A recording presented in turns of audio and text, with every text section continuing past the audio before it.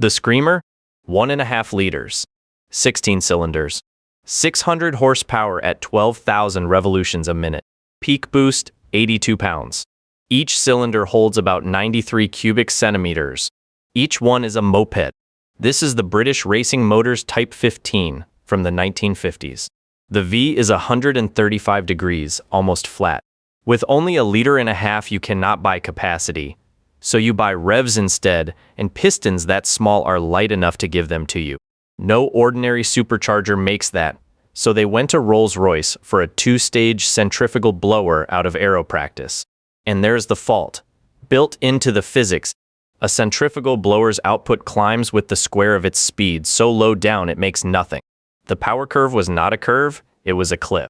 100 horsepower at 5,600 at 12. Mike Hawthorne said that below 8,000 the power went right off. And Rolls-Royce told them how to cure it. Throttle between the 2 supercharger stages and flatten the delivery. Peter Berthon, the designer, refused, calling it an unnecessary complication. So it raced for years with a fault its own blower designers had offered to fix, and by then the rules had moved to 2.5 liters. 4 championship entries, 0 wins. The Jet, 60,000 revolutions a minute. That is not an aircraft. It is the Chrysler Turbine Car of 1963, and they handed 50 of them to the public as their normal car. There are no pistons in here, no crankshaft, no valves, no spark plugs. Air is drawn in, squeezed, and fuel burns continuously rather than in bangs. The hot gas spins one turbine driving the compressor and a second turbine driving the wheels. That gives 425 pound-feet of torque at a standstill. And because it does not care about octane, it will burn diesel, kerosene, unleaded, or jet fuel. The president of Mexico drove one on tequila. A bare turbine throws its heat straight out the back, so this one has 2 rotating regenerators, honeycomb drums turning slowly through the hot exhaust, and then through the air the compressor has just squeezed, robbing heat on the way out and handing it back on the way in. It was not enough, and the reason is the idle. This thing turns at 22,000 revolutions a minute sitting at a red light. Who signs off on an engine that spins at 22,000 to stand still? It drank accordingly, and burning at that heat makes the nitrogen oxides the coming emissions law was written to stop. They built the future, then destroyed 46 of it. The boiler? Not to 75 miles an hour in 10 seconds. That is a stripped Doble Model E in the 1920s, and the full car weighs over 5,000 pounds. It all comes from the boiler, which is not a boiler in the way you're picturing. It is one seamless steel tube, 575 feet of it, coiled around a burner. Water is pumped in one end. Steam comes out the other at 750 pounds of pressure and 750 degrees Fahrenheit, made at the rate the driver asks for it. At any instant, there is almost no water in there at all, which fixes both things everyone hated about steam. It is not a bomb, because there is no stored volume of superheated water waiting to flash. And from stone cold, it is 30 seconds, and you drive away. So what killed it? Not the machine. Dobles ran hundreds of thousands of miles between major services. It was the price, the better part of $10,000, while Ford flooded the market at a fraction of it. And it was Abner Doble himself who tinkered so relentlessly that no two were ever quite the same, and who in 1924 was caught helping to sell stock illegally. 24 were built. The engineering never lost. The Valveless. 2 quarts of oil every 70 miles. That is what this engine drinks, and the finest names in Europe bought it anyway, because it has no valves at all. Charles Yale Knight built the first in 1903 and made the cylinder wall do the job. Each cylinder gets 2 cast iron sleeves, one inside the other, the piston running inside the inner one, and small rods on an eccentric shaft sliding them up and down. Cut ports into the tops of the sleeves and into the block, and as they slide, the holes drift past each other. When they line up, gas flows. That is the entire valve gear. No springs, no seats to burn, nothing to grind. And it was silent. When poppet valves needed replacing every few thousand miles and clattered while they did it. Daimler, Mercedes, Minerva, Panhard, and Peugeot all bought the license. So where does all that oil go? Up in smoke. To slide, those sleeves must be swimming in it, and that oil sits on the combustion side of the piston, so it burns. Above about 1600 revolutions, the sliding speed sheared that film apart, so the engine could never chase the poppet upward.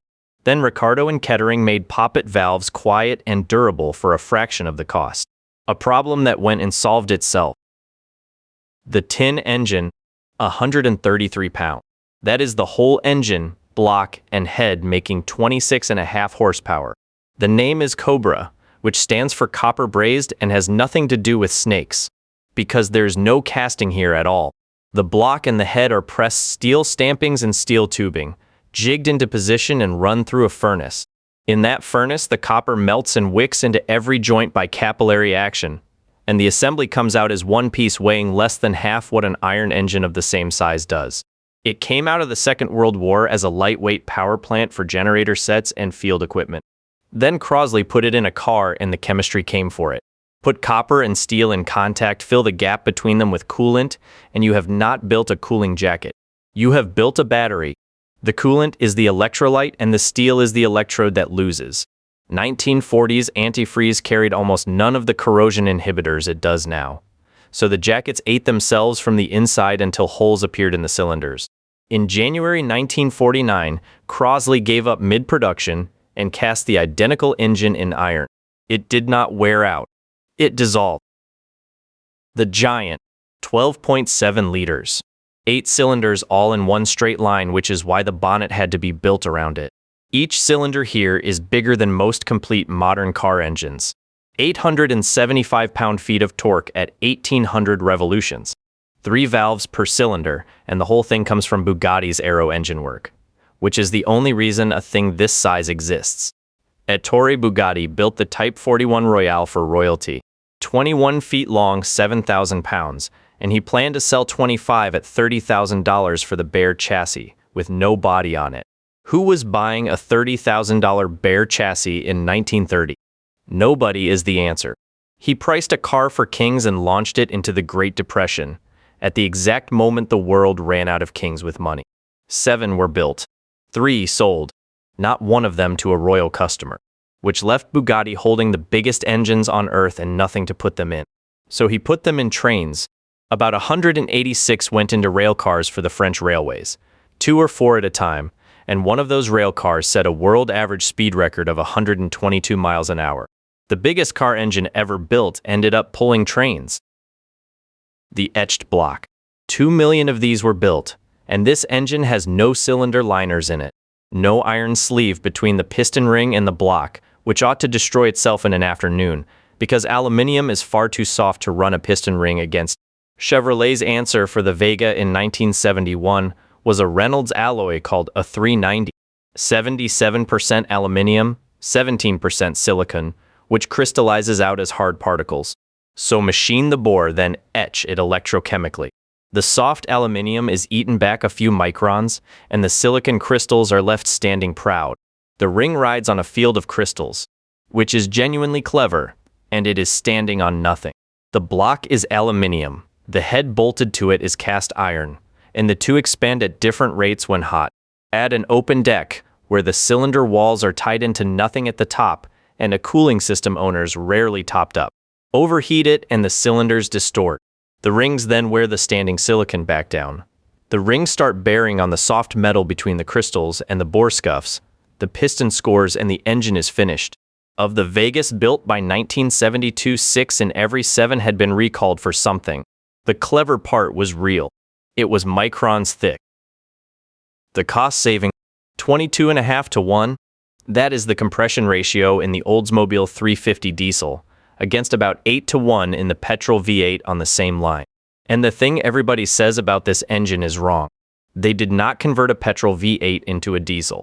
It was a purpose-built diesel block. What happened is worse. To reuse the existing tooling, Oldsmobile kept the petrol engine's head bolt pattern. Same bolts, same positions. A diesel has no spark plug. It ignites fuel by squeezing air until it is hot enough to light, hence 22 to 1 instead of 8. The pressure trying to lift the head off the block is therefore several times higher, and the only thing holding it down is those bolts placed for a quarter of the load. How do you look at that number and leave the bolts alone? Then the second saving, which multiplied the first, they left out the water separator, fitting a warning light instead. 70s diesel carried water, and water does not compress. It spikes the pressure straight into the joint already too weak. 310,000 sold in 1981 alone. The class action forced General Motors to pay up to 80% of the cost of new engines. 2 cost savings taught a country to hate diesel.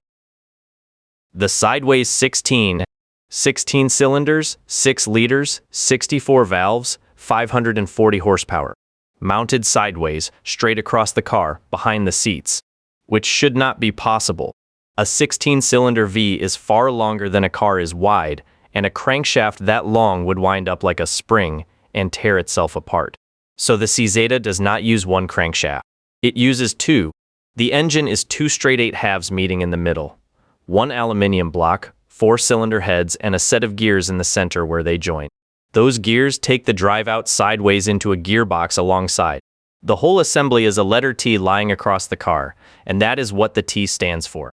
Because the drive leaves at the center, no crankshaft carries full torque along its whole length, which is what lets a 16 survive 8,000 revolutions.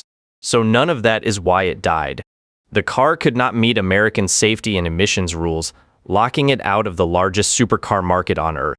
And Giorgio Moroder, the composer whose name is on it, withdrew, taking that backing with him. Claudio Zampoli built them by hand until 1995, then stopped. 9 of them are confirmed with reports of 2 more assembled later. A masterpiece nobody was allowed to buy. 6 of these were killed by their own physics and the other 3 by everything else. Send it to the scrapyard.